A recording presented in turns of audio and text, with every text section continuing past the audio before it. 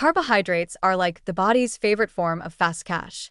If proteins are the bricks and mortar that build the house, and fats are the savings account meant for long-term investments, carbs are the wallet money you pull out when you need to grab lunch, pay for gas, or buy that emergency cup of coffee. They are quick, versatile, and always ready to be used. The human body evolved to treat carbohydrates as its go-to energy source, and no matter how many diet trends try to cancel them, our biology keeps laughing in the background. Glucose, the simple sugar derived from carbs, is the brain's #1 energy request. Cut carbs completely, and you don't just feel tired. You start forgetting why you walked into a room in the first place. Anyone who has tried a strict low-carb diet knows the struggle. You wake up with heroic motivation, swear you'll survive on eggs, avocados, and cheese, but by mid-afternoon, your brain has staged a protest. Suddenly, your coworker's sandwich looks like the most beautiful thing you've ever seen. That's not weakness. That's your nervous system crying out for glucose to keep neurons firing.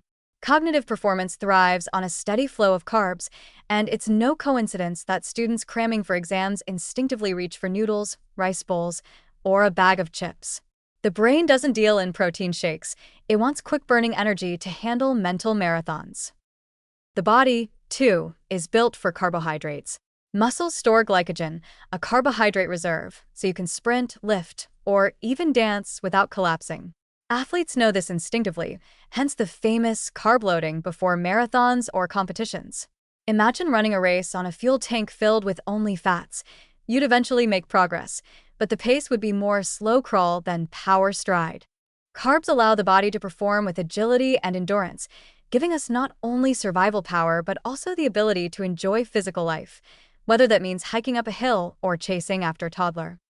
The funny thing about demonizing carbohydrates is that nearly every cuisine on earth has made them the star of the show.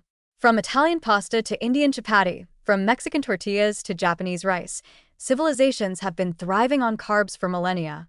If carbs were so dangerous, how did humans manage to build pyramids, fight wars, compose symphonies, and still have the energy to invent chocolate cake? The truth is, what gets people into trouble isn't carbs themselves, but the processed, stripped-down versions that come in shiny packages. Whole grains, beans, fruits, and starchy vegetables are not villains. They're everyday heroes disguised as comfort food. Cutting carbs entirely can feel like trying to live without laughter. Sure, you can survive, but do you really want to? Food is not only fuel, it's cultural, emotional, and joyful. Sharing a bowl of rice or breaking bread with others is more than tradition. It's biology meeting humanity's love for connection. Carbohydrates keep our bodies active, our minds sharp, and our moods a little sunnier. They are proof that nature designed energy to be deliciously simple, whether it comes as a baked potato, a banana, or a steaming bowl of noodles. In the grand story of human health, carbs aren't the villains. They're the sidekick who always shows up, ready to help you think faster, move better, and live longer. When we stop fighting them and start appreciating them, the whole picture of energy, vitality, and longevity suddenly makes a lot more sense. After all, life is short, but it doesn't have to be slow, and carbohydrates are the fuel that keeps us moving at just the right speed.